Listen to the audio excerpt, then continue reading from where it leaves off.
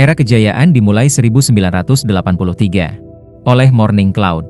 Bagian 2, menaklukkan dengan kebajikan melihat bahwa mereka mulai menguasai keadaan dan menekan pihak lawan. Bai Hao berteriak kepada orang-orang di sekitarnya, "Dakiao, lari dan panggil bagian keamanan pabrik kalian." Dakiao adalah nama panggilan Lu Qiao, dan Bai Hao akan terus memanggilnya begitu di masa depan. Mendengarnya, Lu Qiao langsung lari. Melihat pihak lawan sedikit mundur, Bai Hao pun duduk di tanah dan berkata, "Aku ini orang yang percaya menaklukkan dengan kebajikan." Orang yang sedang ditindih Bai Hao juga ikut bicara, "Menaklukkan dengan kebajikan? Kalau begitu singkirkan dulu batu bata dari wajahku." Belum selesai dia bicara, seseorang menerobos kerumunan, seorang pria paruh baya dengan jaket 4 saku, jelas seseorang yang berpengaruh. Dugaan Bai Hao benar, memang ada seorang orang tua yang bersembunyi di balik kejadian ini. Sebagai orang tua, mereka merasa tak pantas untuk langsung turun tangan, tapi sekarang orang inti dari kelompok mereka sudah ditindih, dan Bai Hao sudah menyuruh Lu Qiao memanggil bagian keamanan pabrik. Mereka tak punya pilihan selain muncul. Pada tahun 1980-an, di wilayah barat jalur sutra, Qinzhou, kota Jingzhou, tidak ada lembaga kepolisian resmi. Bagian keamanan di pabrik-pabrik besar menjalankan fungsi itu. Masing-masing memiliki wilayah yurisdiksinya sendiri, dan bahkan personelnya bersenjata.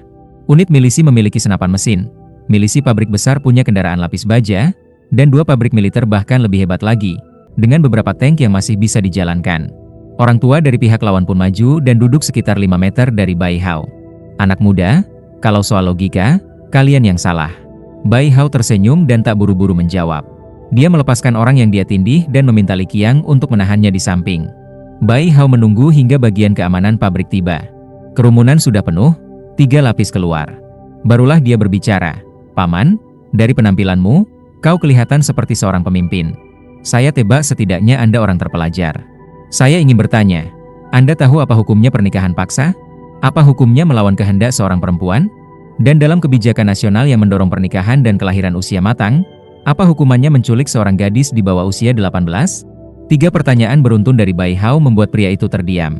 Jelas, pria itu tak menyangka pemuda seperti Bai Hao bisa berargumen secerdas itu. Bai Hao kemudian merangkapkan tangannya dan berbicara kepada kerumunan, "Paman-paman dan bibi-bibi sekalian, tolong jadi penengah. Gadis ini adalah pacar saudara saya, Lu Qiao. Sekarang ini orang percaya cinta bebas. Ayah gadis ini pemabuk, sudah lama bercerai dengan ibunya.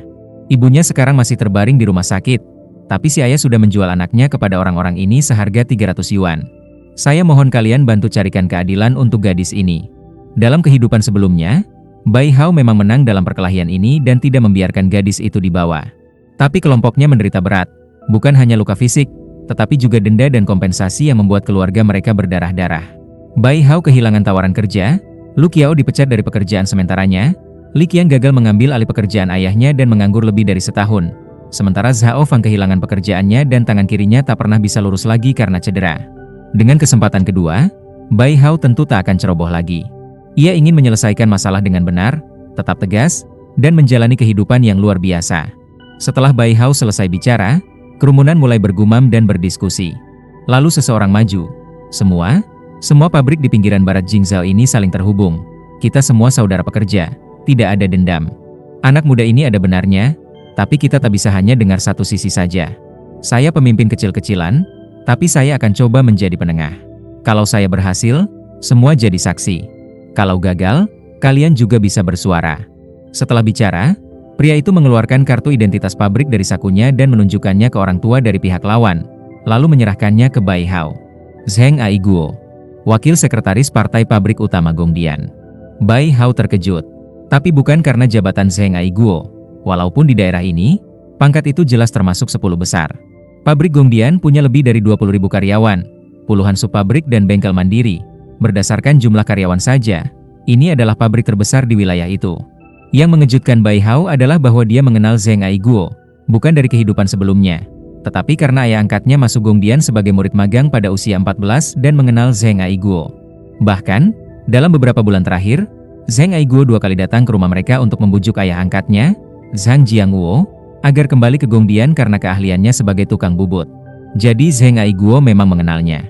Tapi saat ini, dia berpura-pura tidak kenal dan bahkan memberikan kartu identitas pekerjanya ke Bai Hao. Seketika itu juga, Bai Hao mengerti, hanya pihak yang tak terlibat yang bisa menghakimi perkara ini secara adil. Kalau yang turun adalah pihak Bai Hao, itu akan berubah menjadi negosiasi. Dalam kehidupan sebelumnya, Bai Hao hanya tahu mengamuk, dan seluruh kelompoknya langsung dikendalikan oleh gabungan keamanan dari beberapa pabrik. Saat itu, Zheng Aiguo tak pernah muncul. Tapi sekarang, setelah hidup kembali, sepertinya segalanya bisa berubah. Zheng Aiguo melihat Bai Hao tidak membongkar identitasnya dan berpikir, pemuda ini pintar. Ia pun maju ke pihak lawan. Dengan sikap sebagai penengah, ia bertanya, apakah yang dikatakan pemuda ini benar? Pria parubaya berbaju 4 saku itu, melihat ada pemimpin tinggi hadir, langsung melunak dan berkata, kami tidak tahu soal itu. Ada mak comblang, dan ayah si gadis menerima 320 yuan dari kami, juga rokok dan minuman yang nilainya puluhan yuan.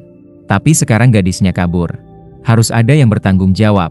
Kami cuma datang menagih utang, bukan menculik seperti yang dia katakan. Bai Hao dalam hati berkata, licik, orang ini berhasil menyembunyikan kesalahan mereka sendiri. Lu Qiao, orang yang jujur, jadi panik dan berkata, tadi banyak orang yang dengar kok. Bai Hao segera menariknya, Da Qiao, tenang dulu.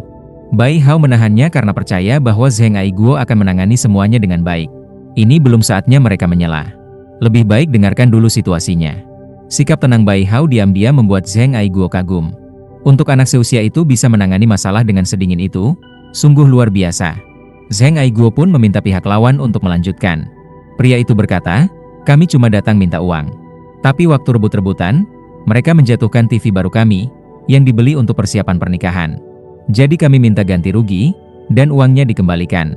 Mata Lu Qiao sampai memerah karena marah. Dia jelas ingat bahwa saat penculikan itu, mereka memang bilang TV itu dibeli untuk acara pernikahan. Sekarang Zheng Aiguo sudah memahami situasinya. Tapi dia tetap tidak langsung mengambil keputusan. Ia ingin tahu pendapat Bai Hao terlebih dahulu. Jika Bai Hao tidak bisa diandalkan, baru dia akan turun tangan. Zheng Aiguo berbalik dan bertanya pada Bai Hao, anak muda, menurutmu bagaimana? Lu Qiao hampir maju lagi dengan mata memerah, tapi Bai Hao menahannya. Bai Hao mengangkat tangannya menahan Lu Qiao dan maju dengan langkah tegas. Dengan pemimpin hadir di sini, dan semua warga menyaksikan, hari ini kita tulis semuanya dengan jelas. Mulai hari ini, kalau ada satu kata lagi dari pihak kalian tentang tunangan Da Qiao, yang bahkan belum resmi menikah, kita akan ketemu di pengadilan. Aku akan tuntut kalian atas tuduhan premanisme.